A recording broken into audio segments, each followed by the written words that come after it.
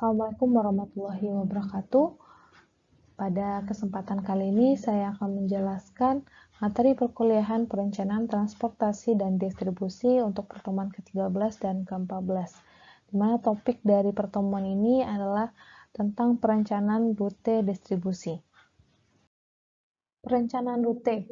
Masalah penentuan rute transportasi dan penjadwalan merupakan salah satu permasalahan operasional dalam transportasi, di mana pihak logistik di suatu perusahaan harus mampu memutuskan konsumen mana yang harus dikunjungi dan penempatan urutan kunjungan mereka, mana konsumen yang mau dikunjungi terlebih dahulu dan mana yang terakhir. Lalu yang ditentukan kendaraan mana yang dipakai untuk mengunjungi konsumen-konsumen tersebut, dan rute mana yang harus dilalui oleh setiap kendaraan. Ini adalah permasalahan-permasalahan yang terjadi dalam proses perencanaan rute atau penentuan rute transportasi. Pihak logistik juga harus memastikan tidak adanya kendaraan yang kelebihan muatan kapasitas dan jadwal pengiriman yang tidak melebihi batas waktu. Biasanya dalam mengunjungi konsumen-konsumen tersebut memiliki waktu-waktu tertentu.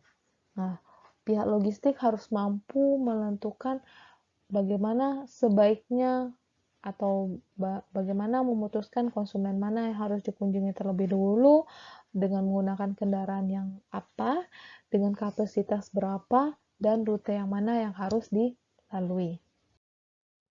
Nah, tujuan utama dalam penentuan rute ini adalah kombinasi yang akan meminimasi biaya dengan mengurangi jumlah kendaraan yang diperlukan, jarak yang ditempuh kendaraan, dan lama waktu pengiriman setiap kendaraan, serta juga mengurangi kesalahan pelayanan seperti pengiriman yang tertunda. Itu tujuannya. Kemudian, rute yang baik harus mampu mengalokasikan semua node atau semua titik dengan ketentuan setiap titik harus dikunjungi hanya sekali, dan sebuah perjalanan harus diawali dan diakhiri di depot yang sama atau di sumber yang sama. Nah, konsep ini yang disebut dengan Traveling Salesman Problem atau TSP, di mana model permasalahan itu bertujuan untuk menentukan rute terpendek bagi seorang penjual keliling untuk berkeliling mengunjungi setiap pelanggannya sebanyak satu kali, yang disebut dengan Traveling Salesman Problem. Artinya permasalahannya ini ada beberapa titik, jadi titik ini harus dikunjungi tapi dibatasi hanya satu kali kunjungan. Kemudian permasalahan pedagang keliling ini pada pokoknya sama dengan permasalahan penugasan yang ditambah sebagai fungsi pembatas yang berfungsi untuk mengeliminasi subtur. Kemudian ada konsep Vehicle Routing Problem, atau VRP, di mana VRP ini merupakan masalah penentuan rute dan penjadwalan di mana diadakan beberapa pembatasan, misalkan kapasitas dari beberapa kendaraan atau waktu pengiriman, serta ada kemungkinan permintaan atau situasi yang berubah-ubah. Kemudian permasalahan ini diklasifikasikan lagi menjadi beberapa jenis berdasarkan batasan yang ada. Kalau misalkan berdasarkan arti kata ada vehicle, berarti itu dibatasi dari moda transportasi yang digunakan, apakah itu kapasitas, waktu, dan lain-lain. Oke, kemudian kita lanjut dengan metode saving matrix. Metode saving matrix itu adalah merupakan sebuah metode yang berfungsi untuk meminimumkan jarak atau waktu atau biaya dengan mempertimbangkan beberapa kendala yang ada. Perubahan yang terjadi jika menggunakan metode saving matrix dapat dilihat pada gambar.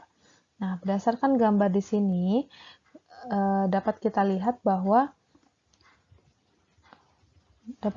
bahwa sebelumnya yang terjadi adalah dari gudang ingin mengirimkan barang ke toko 1 dan toko 2, gudang tersebut menggunakan rute adalah pergi ke toko 1, kemudian balik lagi ke gudang.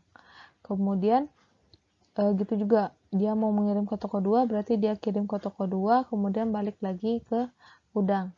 Tapi dengan metode saving matrix itu dirubah menjadi gudang mengirim ke toko 1 tanpa harus kembali ke gudang, dari toko 1 itu mengirim ke toko 2, dari toko 2 baru kembali ke gudang. Inilah yang disebut dengan savingnya. Dari saving dapat dilihat dari sini ada pengurangan jarak tempuh yang akan dilalui oleh transportasinya. Tapi di sini ada beberapa pertimbangan. Berdasarkan ini bagaimana kapasitasnya, kemudian jarak tempuhnya, dan lain-lain yang perlu dipertimbangkan dalam pengirimannya. Nah, dalam penentuan rute dan jadwal pengiriman dengan menggunakan saving matrix, ini langsung ke contoh soal, di mana di sini ada perusahaan yang akan mengirimkan barang dari gudang pusat ke 8 lokasi toko. Diasumsikan koordinat gudang 0,0. Nah, berarti di saving matrix asumsinya lokasi itu menggunakan koordinatnya 0,0. Kemudian, ukuran order tiap-tiap toko diketahui dan diharapkan semua order terpenuhi pada hari itu juga. Perusahaan ingin menentukan berapa jumlah truk optimal yang dibutuhkan dan kemana masing-masing truk tersebut mengangkut barang. Jadi, pertanyaannya di sini adalah perusahaan ingin menentukan berapa jumlah truk yang optimal untuk dibutuhkan. Kemudian perusahaan hanya menyewa 3 truk dengan kapasitasnya 700 karena biaya sewa yang cukup mahal, diharapkan 2 truk bisa mencukupi. Nah, bagaimana cara kita menentukannya? Kita lihat data yang ada. Sekarang di sini kita mempunyai beberapa data dari masing-masing toko, dari toko 1 sampai ke toko 8 dengan nilai koordinat X dan Y-nya. Kemudian ini adalah permintaannya 320 dan seterusnya. Nah, untuk metode saving matrix, langkah-langkah yang digunakan yang pertama itu adalah menentukan matriks jarak. Kemudian setelah menyusun matriks jarak, kemudian menyusun matriks penghematan atau matriks savingnya. Kemudian alokasikan toko ke kendaraan atau ke rutenya. Kemudian urutkan toko dan rute yang sudah terdefinisi. Untuk penyusunan matriks jarak, ada rumus yang digunakan, itu adalah rumus J. Misalkan kita ingin menentukan 2 lokasi dengan koordinat pada nilai koordinat titik 1 dan koordinat titik 2 diketahui, maka jaraknya dapat dihitung dengan rumus J 1, 2, titik 1 dan 2 dengan rumus X1 atau koordinat X pada poin 1 dikurang dengan koordinat X pada poin atau titik kedua, dikuadratkan ditambah dengan koordinat Y pada poin 1 dan koordinat Y pada poin 2 kemudian dikuadratkan. Jika jarak real diketahui, maka jarak real tersebutlah yang baik digunakan. Nah, ini kalau misalkan kita mengetahui dengan jarak dengan nilai koordinat. Nah, sekarang kita sudah mempunyai namanya ada Google Map. Nah, di Google Map kita dapat mengetahui jarak antara kota A dan kota B langsung menggunakan Google Map tanpa kita harus menentukan dan X dan Y dari kota A dan kota B tersebut. Jadi kalau misalkan kita lebih real atau lebih efektif, kita gunakan dengan menggunakan Google Map, langsung kita ketahui jarak dari kota A dan kota B tanpa membuat nilai J dengan menggunakan rumus nilai J. Nah, dari sana kita peroleh nilai penyusunan matriks jarak. Sekarang, 12,8 ini dapatnya dari mana? Itu adalah jarak dari gudang ke toko 1. Nah, rumusnya yang tadi sudah digunakan, kita sudah tahu rumus X gudang, berarti S gudang dikurang dengan X1 dikuadratkan ditambah dengan Y gudang dikurang dengan Y1 dikuadratkan. Maka dapatlah nilainya 12,8. Sebelumnya gudang nilainya adalah 0,0. Nah, saya loncat. Bagaimana cara menentukan 15 ini? 15 ini itu adalah rumus dari toko 2 dan toko 5. Berarti di sini J, 2, dan 5.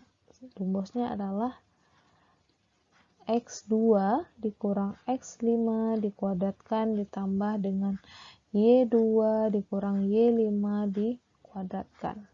Begitu seterusnya, sehingga dapatlah nilainya seperti ini, yang dinamakan dengan matriks jarak. Langkah selanjutnya setelah kita tentukan matriks jarak, kita ditentukan adalah penyusunan matriks penghematan atau matriks saving matriksnya. Dengan rumus SXY ditambah dengan JGX ditambah JGY dikurang dengan JXY. Nah, tadi ilustrasi di awal sudah saya jelaskan yang awalnya itu dari gudang ke X dan ke Y dan dia harus balik. Sekarang kita saving dia bisa ke G, dari G ke X bisa ke Y dulu baru ke G. Nah, dengan rumus menggunakan rumus ini.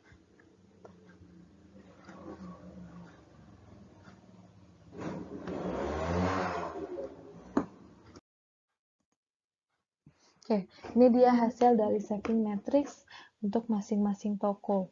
Nah, misalkan nilai 10 ini dapatnya dari mana? Itu adalah dari nilai saving matrix antara toko 1 dan toko 2. Rumusnya adalah jarak dari gudang ke toko 1 ditambah dengan jarak dari gudang ke toko 2 dikurang dengan jarak toko 1 toko 2. Dapatnya dari mana? Ini dapat dari nilai matriks jarak tadi. Matriks jarak. Dari nilai angka yang pada matriks jarak dari gudang dan toko 1, gudang dan toko 2 dikurang dengan jarak jarak dari toko 1 dan toko 2. Sehingga dapatlah nilainya 10. Itu juga misalkan nilainya 15,8. Itu antara toko 4 dan toko 7. Berarti saving dari toko 4 dan toko 7 itu nilainya adalah jarak dari gudang ke toko 4 ditambah dengan jarak dari gudang ke toko 7 dikurang dengan jarak dari toko 4 dan toko 7. Gitu seterusnya. Sehingga dapatlah nilai saving matrix untuk masing-masing toko. Selanjutnya, dari nilai saving ini kita tentukan rute. Inisiasi awal atau rute awal, kita tentukan setiap toko itu mempunyai rute. Ada rutenya jadi 8. Jadi untuk ke toko 1 ada rute 1, toko 2 ada rute 2, dan sampai ke toko 8 ada rute 8. Kemudian di sini adalah nilai dari nilai savingnya. Nilai saving. Ini dia rute awal. Setelah kita menentukan rute awal, kemudian kita menentukan alokasi toko dengan kendaraan atau rutenya dengan melihat nilai saving yang paling tinggi. Dari nilai saving yang semua ini, kita lihat nilai saving yang paling tinggi itu berada di nilai sini, 24,4. Nah, berarti dari nilai saving yang paling tinggi, 24,4 itu adalah antara toko 1 dan toko 7. Jadi toko 1 dan toko 7 kita jadikan menjadi satu rute yang sama. Rute 1 dan 7. Dengan kita lihat beban yang dimiliki dari toko 1 dan toko 7. Toko 1 orderannya adalah 320. Toko 7 orderannya 180. Dengan kapasitas kendaraan tadi yang diketahui adalah 700 dan sini beban yang dia punya baru 500, berarti toko 1 dan toko 7 bisa digabungkan menjadi satu rute 1 dan 7 karena orderannya atau beban pengirimannya masih ditampung dalam satu kendaraan. Kemudian lanjut langkah kedua. Langkah selanjutnya masih cara yang sama. Kita lihat lagi nilai saving matrix yang paling tinggi. Berdasarkan nilai yang tersebut, nilai saving yang paling tinggi itu adalah nilai 17,8. 17,8 itu adalah gabungan dari toko 4 dan toko 5. Digabung menjadi satu rute, ada satu rute 4 dan 5. Hitung lagi nilai bebannya. Nilai beban 4 adalah 150 dan beban 5 adalah 200, sehingga totalnya 350. Kalau misalkan dijadikan satu kendaraan masih muat karena kapasitas kendaraan kita ada 700.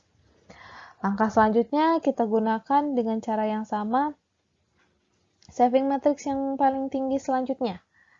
Itu adalah nilainya 1,17.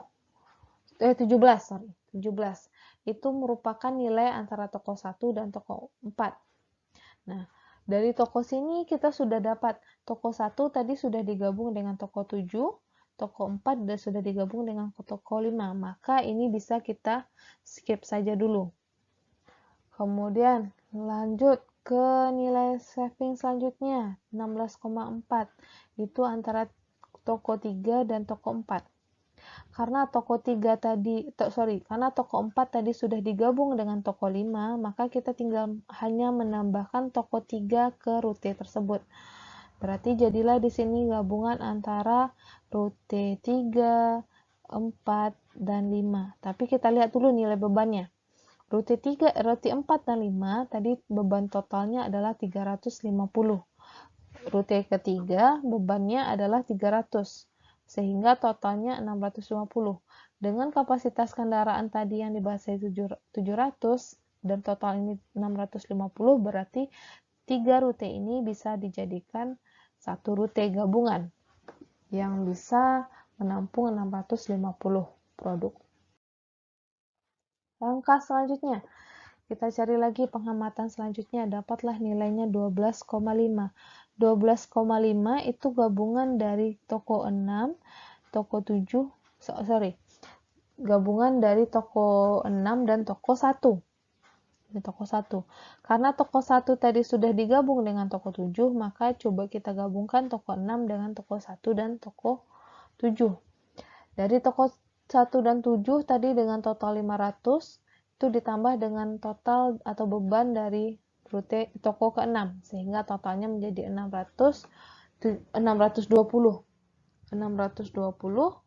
Kemudian dengan kapasitasnya 700, ini masih bisa layak digabungkan jadi satu rute. Penghematan yang selanjutnya itu nilainya adalah 10,3. Sebenarnya masih ada, misalkan ini 12,8, 12,6. Karena yang nilai ini sudah digabung dengan toko-toko lain, maka nilai saving itu bisa diabaikan. Maka nilai saving yang terbesar selanjutnya yang belum tergabung itu adalah 10,3 antara toko 2 dan toko 8. Karena masing-masing toko ini tidak bisa digabung dengan yang lain karena dengan kapasitasnya yang cukup besar, maka toko 2 dan toko 8 itu digabung menjadi satu rute, sehingga beban yang dibawanya adalah 315. Nah, dari perhitungan tersebut, maka diperolehlah 3 kelompok rute, 167, 28, dan 345. Dapatlah seperti ini dari perhitungannya, sehingga perusahaan juga tetap memerlukan 3 kendaraan karena di sini ada 3 rute yang harus ditempuhnya. Langkah selanjutnya itu adalah mengurutkan toko atau tujuan dalam rute yang sudah terdefinisi. Tadi sudah didapat ada didapat dari rute 1 sampai rute 3. Metode yang kita gunakan di sini adalah nearest insert dan nearest neighbor. Walaupun sebenarnya untuk menentukan urutan toko ini ada beberapa metode yang lainnya yang bisa kita gunakan. Pada kesempatan kali ini saya akan membahas 2 metode saja, yaitu metode nearest insert dan nearest neighbor. Yang pertama itu adalah metode nearest insert. Berdasarkan judul atau namanya, itu dilihat dari insert atau memasukkan dari nilai yang paling dekat atau dengan jarak yang paling dekat. Nah, prinsipnya di sini adalah memilih toko yang jika dimasukkan ke dalam rute akan menghasilkan tambahan jarak minimum. Sekarang, tadi pada saving nilai penentuan rute tadi kita dapat ada rute 1. Rute 1 itu ada 1, 6, dan 7. Sekarang kita ingin menentukan mana yang mau kita kunjungi terlebih dahulu. Apakah toko 1, apakah toko 6, dan toko 7. Langkah yang kita lakukan itu dengan cara metode nearest insert. Yang pertama, kita evaluasi yang pertama. Kita buat jarak menghitung jarak dari gudang ke toko 1, gudang ke toko 1, kemudian toko 1 kembali lagi ke gudang. Ini dia totalnya. Jarak dari gudang ke toko 6, kemudian kembali lagi ke gudang, ini dia hasilnya. Jarak dari gudang ke toko 7, ke gudang lagi, ini dia totalnya. Sehingga dari sini kita pilih adalah nilai yang paling kecil. Berarti kita harus ke toko 6 terlebih dahulu. Berarti dari gudang toko 6 ke gudang dengan total jaraknya 12. Oke, lanjut. Evaluasi kedua. Di evaluasi pertama kita sudah dapat gudang, toko 6, kemudian gudang. Sekarang kita tinggal menginsertkan ke sini. Setelah toko 6 kita akan mengunjungi toko 1 dulu atau ke toko 7 dulu. Nah, sehingga dari sini kita lihat gudang ke toko 6 ke toko 1 ke toko 7 jaraknya ya. Ini nilai jarak. Silahkan dilihat lagi tabel jaraknya. Nah, ini jaraknya berapa? Totalnya 25,4. Ini gudang toko 6 ke toko 7 ke gudang lagi jaraknya 30,8. Sehingga kita pilih nilai yang paling kecilnya 25,4. Nah, sehingga hasil akhirnya kita tinggal insertkan T7. Gudang ke T6, ke T1, ke T7, sehingga kembali lagi ke gudang. Sekarang lanjutkan untuk rute yang lainnya. Untuk rute 2 itu ada 2 dan 8, mana yang mau didulukan, apakah 2 atau 8. Kemudian rute ketiga ada 3, 4, dan 5. Langkah yang sama ditentukan juga.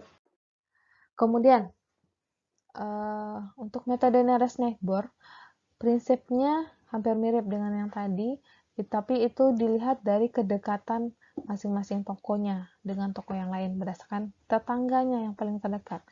Dengan prinsipnya adalah menambahkan toko yang jarak terdekat dengan toko yang dikunjungi terakhir. Nah, misal tadi rute 1, pada rute 1 itu ada 1, 6, 7. Nah, dari 1, 6, 7 ini awalnya kan berasal dari gudang. Dari gudang mana yang terdekat, apakah ke 1, ke 6, ke 7? Maka itu yang dipilih. Di sini adalah dari gudang, jarak toko yang terdekat adalah toko ke-6. Berarti toko 6 yang dipilih. Kemudian dari toko 6, mana jarak yang terdekat, apakah ke 1 atau ke 7? Nah, dari sini, dari toko 6, jarak toko terdekat adalah ke toko 1, maka dipilih 1. Selanjutnya, dari toko 1, tinggal ke 7, kemudian langsung ke gudang. Sehingga total jaraknya dapat sekian. Oke, untuk tugasnya adalah tentukan nilai urutan rute. Tugasnya adalah tentukan urutan rute untuk rute kedua dan rute ketiga menggunakan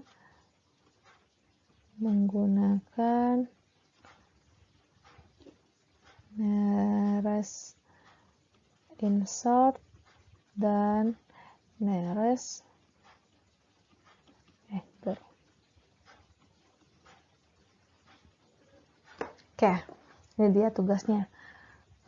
Ini beberapa daftar pustaka yang digunakan dalam materi ini.